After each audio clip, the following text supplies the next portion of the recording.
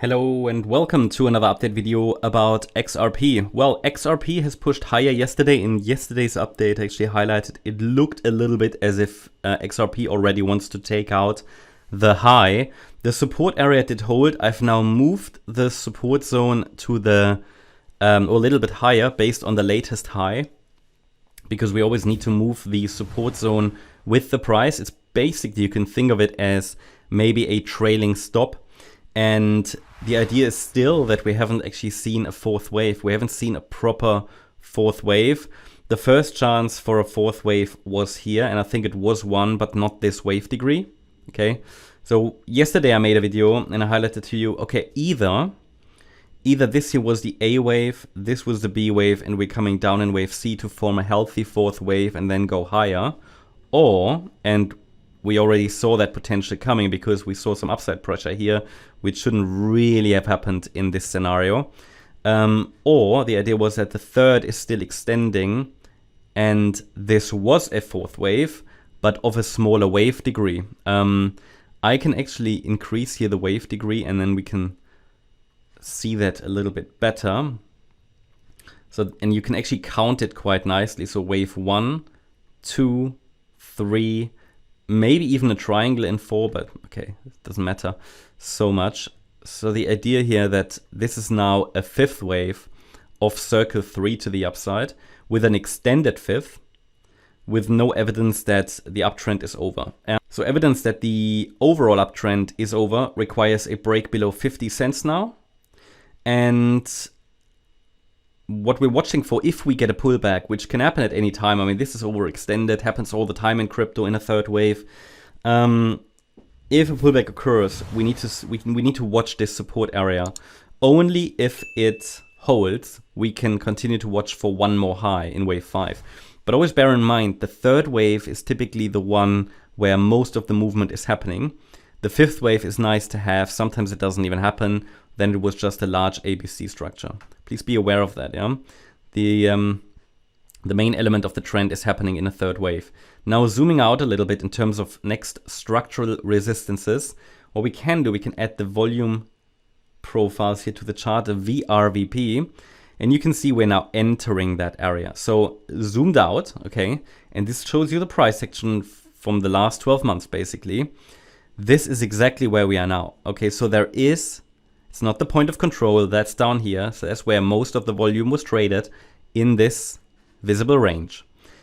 But the next spike is here at 62 cents, and that's where we are now. I think all I just want to share with you is pay attention now, because now we've reached a key level. I mean, we haven't looked at the VRVP yesterday, right? But after breaking higher above the point of control down here, which was at 52 cents. I don't want to zoom in because then it messes up here the VRVP. But after breaking higher, it rallied through this area of insufficiency, you could say.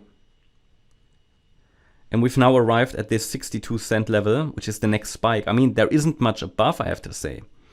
But this is just something where normally prices are being slowed down. Maybe we see a reaction and rejection. So let's hide that again. So just want to show you that in terms of like structural resistance. I mean, it is not really structural resistance. It's not like we have any significant swing highs here. Yes, we have, but they're all over the place, okay? 65, 66 cents and so on. But it's more this area here where the price got, you know, where we had a lot of consolidation. And that of course could happen again.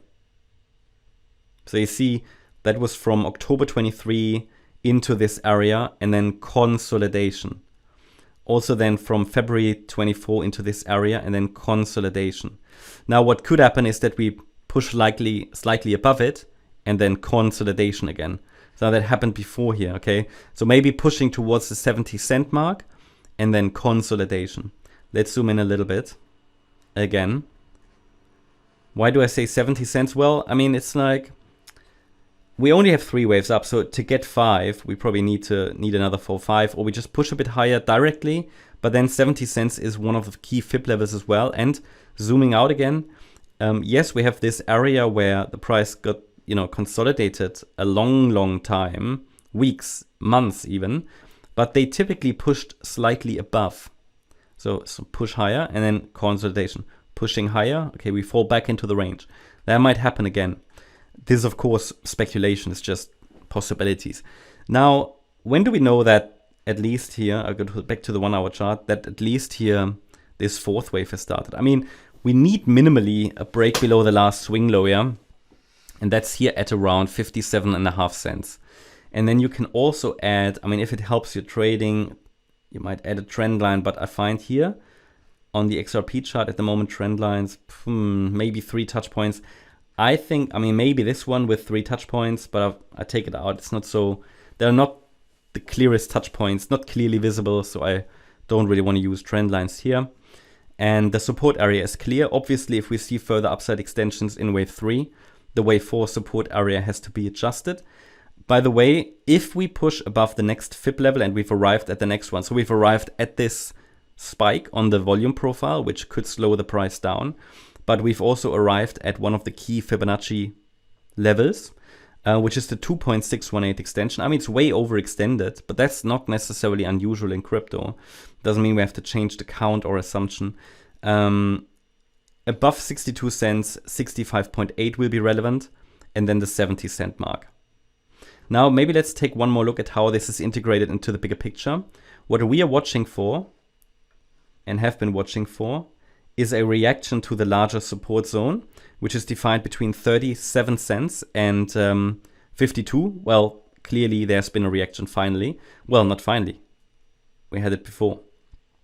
But this could be the next attempt to really rally, because we are moving here in a larger triangle. This low here was likely the X wave low of a triangle. So the low on the, so the X wave low of a C wave in a triangle.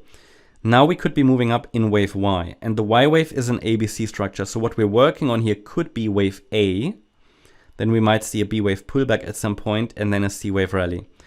The B wave could then be another opportunity, but that's in the future. So let's first see if we can get the 5 waves. I hope you liked the update. If you did, please hit the like button, leave a comment and subscribe. And if you really like the content, then please check out the channel membership. Also, make sure that you follow us on Instagram and Twitter for additional content. Thanks a lot for watching. Bye-bye.